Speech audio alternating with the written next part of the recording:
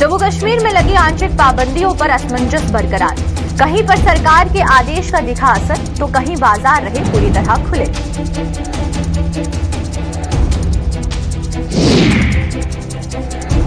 ग्रामीण क्षेत्रों में कोरोना एसओपी की उड़ रही धज्जियां। प्रशासन नहीं दे रहा ग्रामीण क्षेत्रों की ओर कोई ध्यान। बिना मास्क के घूम रहे ग्रामीण।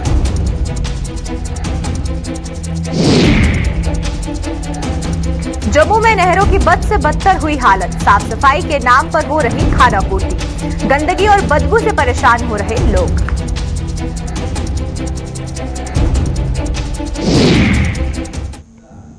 नमस्कार, जम्मू कश्मीर की खास खबरें देख रहे हैं आप सब और मैं हूं आपके साथ पल्लवी जम्वाल। तो चलिए शुरुआत करते हैं जम्मू कश्मीर की खास खबरों की। जम्मू कश्मीर में कोरोना संक्रमितों के बढ़ रहे मामलों के मद्देनजर तमाम जिलों में सप्ताहांत गैर जरूरी मूवमेंट पर रोक लगा दी गई है। आंशिक तौर पर लगी इन पाबंदियों का असर जम्मू शहर के साथ साथ आसपास के इलाकों में देखने को मिला। जरूरी सामान की दुकानों के अलावा अन्य तमाम दुकानें आज बंद रहीं। वहीं लोगों ने सरकार के इस फैसले का जहां स्वागत किया है, वहीं आलोचना भी की है। लोगों के मुताबिक अगर सरकार पहले सख्ती करती तो आज कोरोना संक्रमण के मामलों में बढ़ोतरी नहीं होती। कुछ लोगों ने सरकार के गैर जरूरी मूवमेंट पर रोक लगाने के अचानक फैसले पर भी सवाल उठाए हैं। लॉकडाउन तो स्टेप अच्छा है, थोड़ा जल्दी करना चाहिए था, थोड़ा लेट किया इन्होंने। केसेस ज़्यादा बढ़ गए, उसके बाद लॉकडाउन किया, थोड़ा जल्दी करना चाहिए था। एक चीज़ और बोलना चाहता हूँ मैं, इन्होंने जो चलान काटना स्टार्ट किए मास्क के, वो पहले से जब स्टार्टिंग में लॉकडाउन हुआ तब से लगातार ही रखना चाहिए था इनको। उससे जो है आम पब्लिक जो है वो उन्होंने पालन नहीं किया इसका, तो बिना मास्क के घूमते थे। जैसे सेक्रेट मूव होना था, सेक्रेट तो मूव हुआ नहीं, वो कैंसिल हो गया। जो उधर के वर्कर थे उधर, इधर के इधर। लेकिन इस बार कश्मीर से बहुत ज़्यादा जो लोग हैं आए हैं, रिकॉर्ड तोड़ आए हैं। मैंने आज तक देखे नहीं इतने लोग जितने इस बार देखे हैं। तो एक भी बंदे ने मास्क नहीं पहना था। इनको चलान काटने चाहिए थे। अब वो कश्मीर वापस गए हैं तो अभी चलान काटना स्टार्ट कर रहे हैं, उसका भी बहुत फ़र्क पड़ता था इस पर। तो जो इन्होंने चलान लेट काटना स्टार्ट किया। थोड़ा सा दुख की बात यह है कि जैसे कल इन्होंने आनंद फानंद में सुबह मॉर्निंग में ये डिसीजन लिया है, ऐसा नहीं होना चाहिए। मतलब जो भी अगर आपने डिसीजन लेना, प्री प्लान होना चाहिए और कंक्रीट होना चाहिए। क्योंकि सबसे पहले जो लोग जो नीड बेस डेली जो हैंड टू माउथ लोग हैं, उनके बारे में गवर्नमेंट को सोच के जो भी फैसला लेना चाहिए। हाँ, कहीं ज़्यादा क्राउडेड एरिया है, वहाँ आप ऑड इवन आप कर सकते हो, लेकिन ये आप ये नहीं कर सकते कि आप ऐसा डिसीजन ले लो कि सारा काम काज बंद कर दो।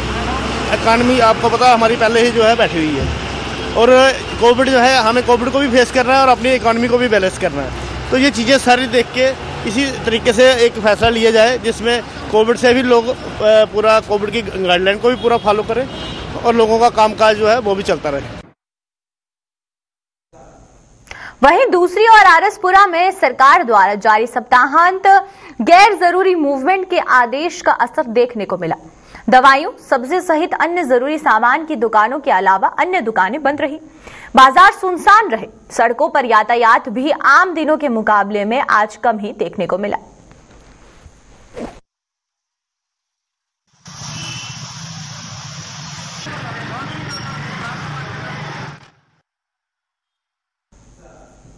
उधर भदरवाह में भी सरकार के सप्ताहांत गैर जरूरी मूवमेंट के आदेश का असर देखने को मिला। यहां पर भी जरूरी सामान की दुकानों के अलावा अन्य तमाम दुकानें बंद रही। बाजारों में लोगों की आवाजाही भी नामात्र ही रही। स्टेट मार्केट में मूवमेंट करेगी, इसमें कोई कंट्रोल नहीं हो सकता, क्योंकि इससे ज़्यादा गरीबों को परेशानी होगी, लोगों को परेशानी होगी, ऑटो वालों को परेशानी होगी, रेडी वालों को परेशानी होगी।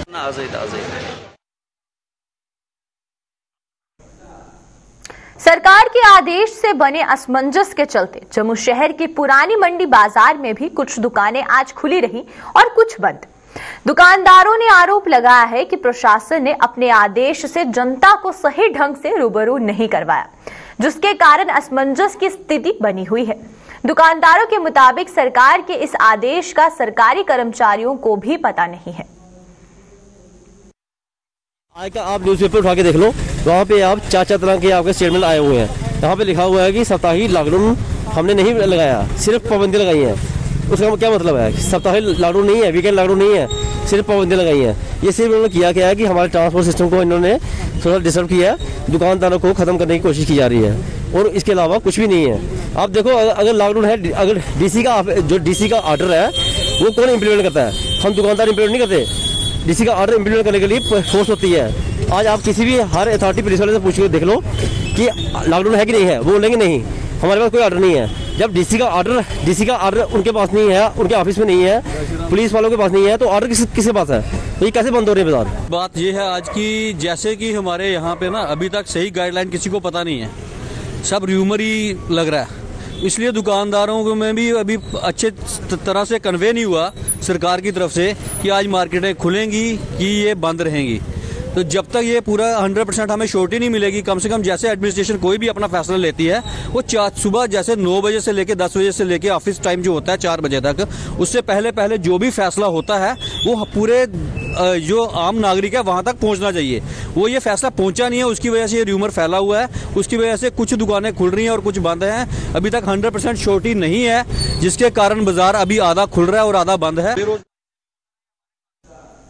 वहीं दूसरी ओर अखनूर में सरकार द्वारा जारी गैर जरूरी मूवमेंट के आदेश का कोई खास असर देखने को नहीं मिला। अखनूर में आज भी आम दिनों की तरह बाजार खुले रहे, सड़कों पर आवाजाही भी जारी रही। वहीं दुकानदारों ने सरकार के इस आदेश पर सवाल उठाते हुए कहा है कि इस तरह के आदेशों से कोई लाभ नहीं होगा।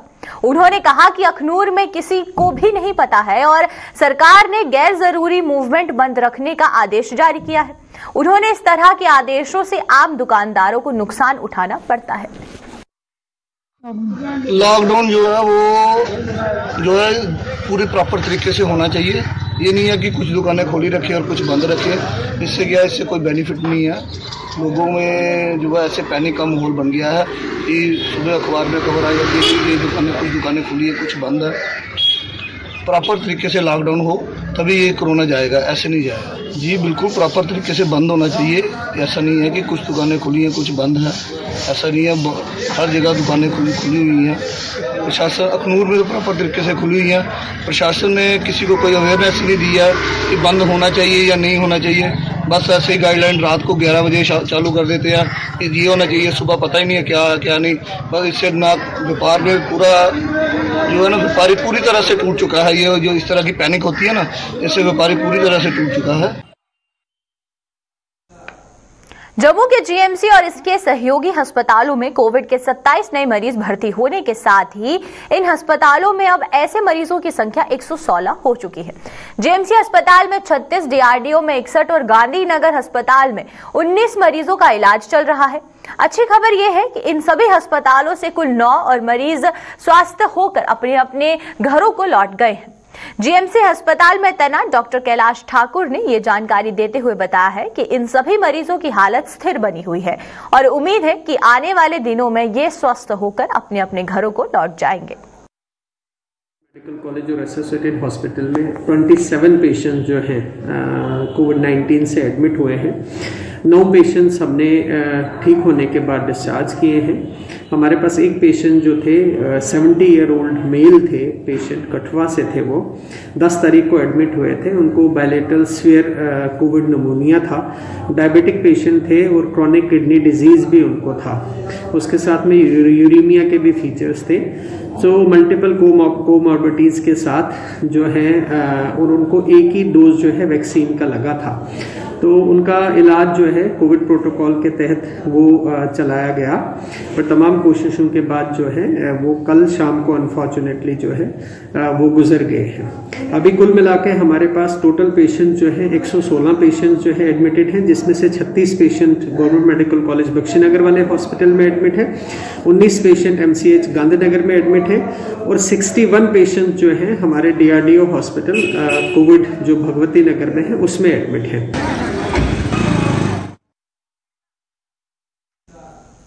कोरोना संक्रमण के बढ़ते मामलों के बाद प्रशासन शहरों में कई अभियान शुरू कर रहा है, जहां लोगों को कोरोना संक्रमण के प्रति जागरूक कर रहा है।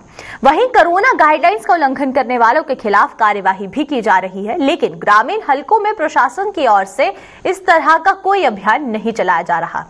जिसके कारण ग्रामीण हलकों में ना तो कोई मास्क पहन रहा है और ना ही सोशल डिस्टेंसिंग का ध्यान रखा जा रहा है, जिससे कोरोना संक्रमण के फैलने का अंदेशा बना हुआ है। लोगों ने अब सरकार से ग्रामीण हलकों में भी कोरोना गाइडलाइंस का उल्लंघन करने वालों के खिलाफ अभियान शुरू करने की मांग की, ताकि कोरोना महामारी को फैलने से रोका जा सके। एडमिनिस्ट्रेशन को यही है कि जो गांव के लोग हैं वो अभी भी इसको लापरवाही में ले रहे हैं, तो वो कॉशियसली नहीं हो रहे हैं। तो हम एडमिनिस्ट्रेशन से रिक्वेस्ट करेंगे कि गांव में कुछ ऐसा ड्राइव चलाएं या कोई सख्ती करें, तो लोगों को में अवेयरनेस आए। जैसे गांव में जैसे मड़ है, गजनसू है, गोमनासा, मैंने खुद देखा है कि लोग अभी भी मास्क पे नहीं पहन रहे हैं। तो हमारी यही अपील रहेगी कि एडमिनिस्ट्रेशन थोड़ी सी सख्ती से पेश आए और लोगों में अवेयरनेस जाके, और नहीं तो सरकार एडमिनिस्ट्रेशन के पास कोई और चारा नहीं है, वो लगाएंगे लॉकडाउन लगाएंगे, लेकिन लॉकडाउन सबके लिए अच्छा नहीं है। तो इससे बचने के लिए यही है कि लोग मास्क पहने और अवेयरनेस आए और सोशल डिस्टेंसिंग मेंटेन करें लोग। सबसे बड़ी बात यह है कि लोगों को अवेयर करना ज़रूरी है। जो एडमिनिस्ट्रेशन है, हम उनको कहेंगे कि लोगों को अवेयर करें। जैसे आपने देखा कि मार्केट में लोग तो अभी ऐसे घूम रहे हैं मास्क के बिना, तो सख्ती से कदम उठाए जाए एडमिनिस्ट्रेशन की तरफ से। तो और मैं कह रहा हूँ कि ज़्यादा से ज़्यादा इनका एडमिनिस्ट्रेशन आगे हिदायत दे कि लोगों को जैसे चालान करें, एक दो के जैसे चालान होंगे तो पता चल जाएगा कि लोगों को कि भाई अवेयरनेस, अब लोग मास्क तो पहनना ही पहनना है ना। तो देखो ज़्यादा से ज़्यादा केस बढ़ रहे हैं, लोगों को अभी तक भी मेरे को नहीं लगता कि इतना अवेयर हैं लोग, या उनको टेंशन ही नहीं है कि मास्क पहनना कोई ज़रूरी है या नहीं ज़रूरी है ना। तो मेरा यही कहना है एडमिनिस्ट्रेशन से कि सख्ती से सख्ती पेश आए। जैसे आज देखा उन्हें वीकेंड लॉकडाउन भी लगाने की ज़रूरत पड़ गई, तो आगे मेरे को नहीं लगता है कि अगर ज़्यादा से ज़्यादा केस बढ़े तो अभी तो वीकेंड लॉकडाउन है, तो वैसे पूरा ही लॉकडाउन लग जाए। तो इससे अच्छा है कि मास्क पहने, अपना सेफ्टी रखें सब। तो और एडमिनिस्ट्रेशन की हिदायत है कि सख्ती बरते, तभी लोग थोड़ा सा काबू में आएंगे। ऐसे तो क्या है, मास्क के बिना लोग घूम रहे हैं, पूछने वाला कोई नहीं, संज्ञान लेने वाला है ही कोई नहीं। एडमिनिस्ट्रेशन खेतों की सिंचाई में मुख्य भूमिका निभाने वाली नहरें मौजूदा समय में अपनी हालत पर आंसू बहा रही हैं। रणवीर नहर या फिर दूसरी छोटी बड़ी नहरें, सभी की हालत बेहद खस्ता बनी हुई है, जिससे किसानों के साथ साथ आम लोगों को परेशानियों का सामना करना पड़ रहा है। लोगों का आरोप है कि सिंचाई विभाग पर हर वर्ष नहरों की साफ सफाई के नाम पर लाखों रुपए खर्च करता है, लेकिन जमीनी सतह पर इनके सफाई के नाम पर खानापूर्ति ही की जा रही है। लोगों के मुताबिक सिंचाई विभाग की अनदेखी के चलते अब ये नहर गंदे नाले में तब्दील हो चुकी है। नहर से उठने वाली बदबू ने सांस लेने में भी मुहाल कर देती है। वहीं पर इन लोगों के मुताबिक पहले इन नहरों की गहराई 5 फुट के करीब थी, लेकिन सफाई ना होने के कारण अब इनकी गहराई 2 से 3 फुट के बीच में रह गई है। लेकिन इन नहरों की ओर ना तो सिंचाई विभाग और ना ही प्रशासन ध्यान दे रहा है। परेशानी है हर साल, मतलब ऐसा है कि वो जेसीबी आती है तो ऊपर वाले लिफाफे नीचे, नीचे वाले ऊपर लिफाफे करके और चल देते हैं, जिसकी वजह से गंदगी फैलती है, बीमारी फैलती है। तो गुजारिश है मेरी सरकार से कि नहर की सफाई करवाई जाए, ताकि गंदगी से बच सकें, बीमारी से बच सकें, क्योंकि इस समय वो चला हुआ कोरोना का बड़ा चक्कर चला हुआ है, तो उससे भी हम बच सकेंगे। Thank you. हाँ, जंगले भी लगने चाहिए, स्मार्ट सिटी बन गई तो जंगले भी लगने चाहिए, ऐसी बात नहीं है। और सफाई जब सालाना सफाई होती है ना, तो यहाँ कोई मोतबार आदमी खड़ा होना चाहिए जो कि मलबा निकले जेसीबी से और गाड़ी में लोड करके उसी समय ले जाएं, इधर ही ना फेंके। साइड भी देखो, अभी किसी जमाने में जो नहर 5 फुट गहराई थी इसकी पानी की, और आज जो कि 2 फुट भी नहीं रही है। सिटी के बीच में नहर निकलती है, यहाँ बहुत गंदगी है और हर साल सफाई के नाम पे पैसे हेंटते हैं और सफाई बिल्कुल नहीं होती। पिछले साल भी नहीं हुई, इस साल भी नहीं हुई और उसके पिछले साल भी नहीं हुई। और इतनी गंदगी है, यहाँ से अगर निकलना हो तो आदमी निकल नहीं सकता और नाक बंद करके निकलना पड़ता है। और साथ में मंदिर है, स्कूल है, कॉलेज है, यहाँ हॉस्पिटल है, लेकिन यहाँ सफाई का कोई नामो निशान नहीं है नहर का। यहाँ सरकार स्मार्ट सिटी की बात करती है तो ये सिटी के बीचों बीच नहर निकलती है, लेकिन यहाँ सफाई बिल्कुल नहीं होती और नाम की भी नहीं सफाई की जाती है।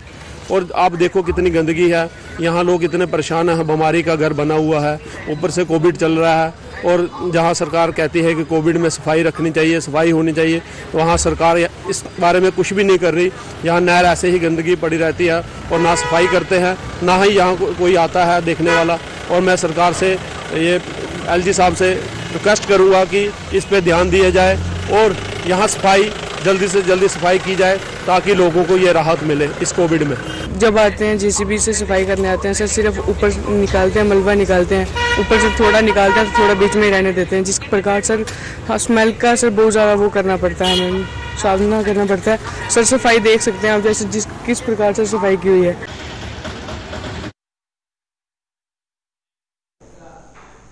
जम्मू शहर में ट्रैफिक व्यवस्था को सुचारू रूप से चलाने के उद्देश्य को लेकर एक अभियान शुरू किया गया है। इस अभियान के तहत पुलिस ने ट्रैफिक नियमों का उल्लंघन करने वाले वाहन चालकों के विरुद्ध कार्यवाही करते हुए उनके चालान किए। इस दौरान ट्रैफिक पुलिस ने वाहन चालकों को नियमों का पालन करने और यात्री वाहनों को तयशुदा बस स्टैंडों पर खड़े करने की अपील की है। जो है बस स्टैंड के अंदर ले जाएं, वहां से सवारी अपनी भरें, सवारी को पता चले कि हमारा स्टेशन कौन सा है।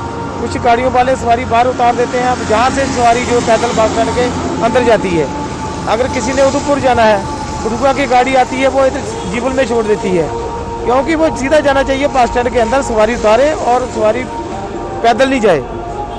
तो इसलिए मैं बार बार यही बोल रहा हूँ कि मेरा यही मैसेज आना चाहिए कि कोई भी गाड़ी अगर कठुआ रोड की है, पुंछ की है, डोडा किश्तवाड़ की गाड़ी है, वो अपनी सवारी सीधा बस स्टैंड के अंदर छोड़े।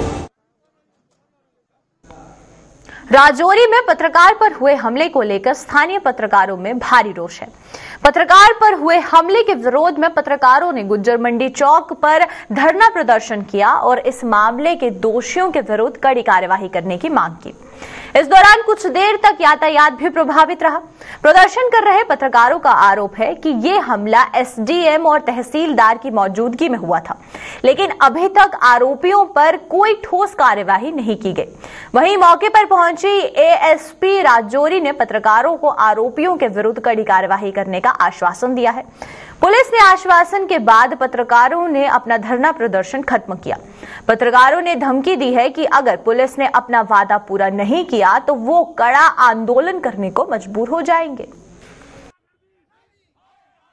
एसपी जनाब शेखर साहब आए और उन्होंने ये आश्वासन दिया है कि हमने 307 के ऊपर जो है कार्रवाई की है और जल्द से जल्द जो जिन लोगों ने ये अटैक किया है इमरान भाई पे उनको अरेस्ट किया जाएगा। और हाँ, अगर कल को इसके ऊपर दोबारा अगर जो है प्रशासन अपने वादे के ऊपर नहीं उतरती है तो हम दोबारा प्रोटेस्ट के लिए रोडों पे उतरे। जो ये साथियों पर ये हमला हुआ है और जोरी में मैं तो कहूँगा ये पहली बार इतना बड़ा हमला हुआ है हमारे पर।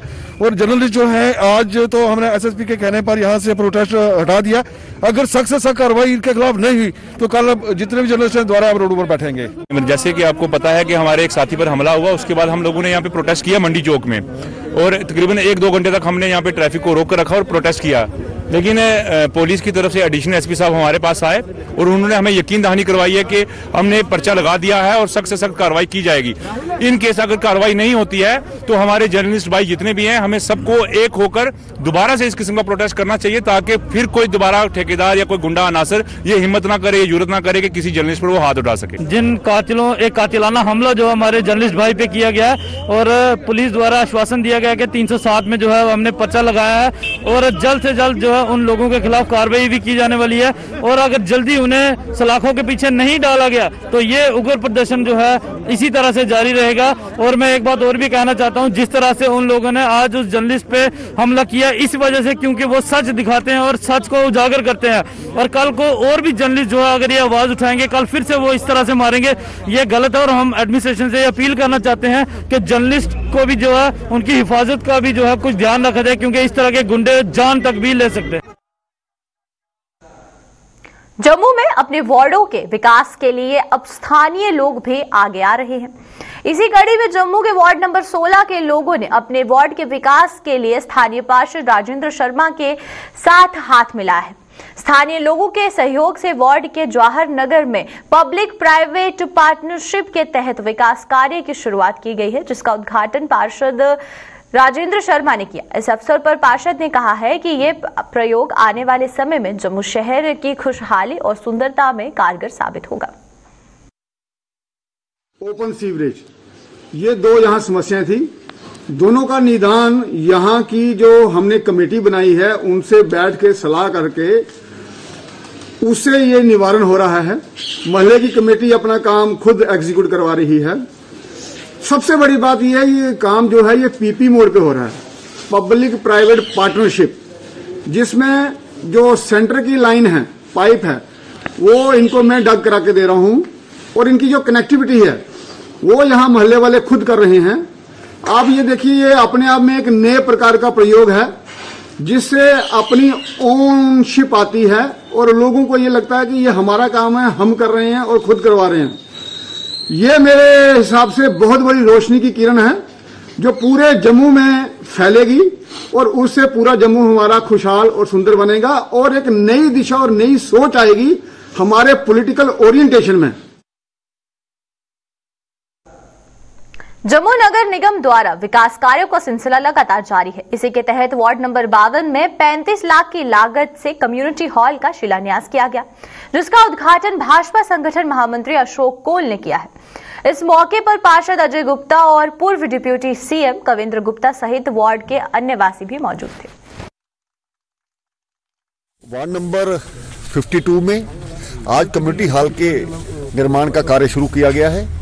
इससे पहले कल बाउंड्री वॉल के लिए 16 लाख का काम शुरू किया गया था। इस काम की लागत 35 लाख है और इस इलाके में जो कि नया इलाका बन रहा है उसमें बहुत ज़रूरत थी लोगों के बैठने के लिए। हमारे लाइब्रेरी का भी यहाँ पर निर्माण किया जाएगा, डिस्पेंसरी का भी निर्माण किया जा रहा है। हमारे पार्षद अजय जी बहुत अच्छा काम कर रहे हैं, जिलाध्यक्ष जी और हमारे प्रदेश महामंत्री श्रीमान अशोक कोल जी भी आज इस उद्घाटन समारोह में यहाँ पर उपस्थित थे। इसके अलावा हमारे नीरज पुरी जी मंडल अध्यक्ष, हमारे स्थानीय सभी गणमान्य नागरिक यहाँ पर आए हैं। मुझे विश्वास है कि सब मिलजुल करके कार्य करेंगे तो निश्चित ही इस इलाके की डेवलपमेंट भी होगी और काम भी अच्छे होंगे। यहाँ कम्युनिटी हॉल का एक काम शुरू किया गया है जिसमें माननीय अशोक कोल जी, Kavindra Gupta ji x deputy CM, हमारे प्रधान जिला प्रधान विनय गुप्ता जी और साथ में मेरे गणमान्य व्यक्ति जो यहाँ पे रहते हैं। इनकी पुरानी डिमांड थी कि यहाँ पे एक कम्युनिटी हॉल बनाया जाए, क्योंकि यहाँ पर ये जो भारत माता पार्क है, इस पार्क के पास जो एरिया लगता है, मुझे लगता है कि ये छन्नी, नाना नगर, अपना south extension, Trikuta Nagar, ward 52, 53, 54, 51, 50, इन सब के लिए कोई ऐसा स्थान नहीं था कि जहाँ पे ये लोग आकर के कोई एक कार्य कर सकें। तो ये एक बड़ा शुभ कार्य शुरू किया गया है। इसके लिए मैं धन्यवाद करता हूँ मेयर चंद्रमोहन गुप्ता जी का भी, जिन्होंने ये इसको यहाँ तक पहुँचाया है। तो चलिए अब तक के जम्मू कश्मीर की खास खबरों में फिलहाल इतना ही। मुझे दीजिए इजाजत। नमस्कार।